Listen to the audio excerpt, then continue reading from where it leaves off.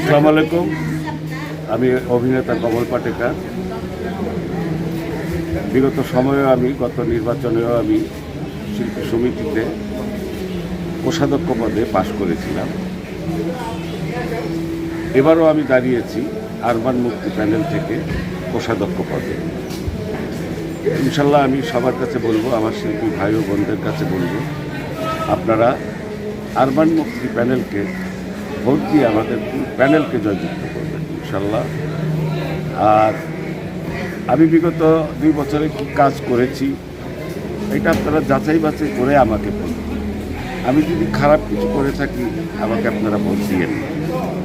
আর যদি শিল্পীদের পাশে সবসময় থাকার চেষ্টা করেছি, আপনারাও দেখেছেন, বা আমার কাজ আপনাদের পছন্দ হয়েছে, তাহলে আমি অনুরোধ করব আমার প্যানেল সহ আমাকে আপনারা ভোট দিন।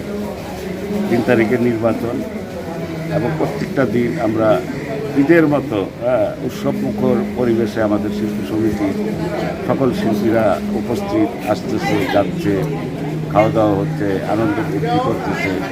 এভাবেই যেন প্রত্যেকটা দিন আমাদের, শুধু নির্বাচন না, নির্বাচনের পরেও যেন এভাবে আমরা আনন্দতে থাকতে পারি।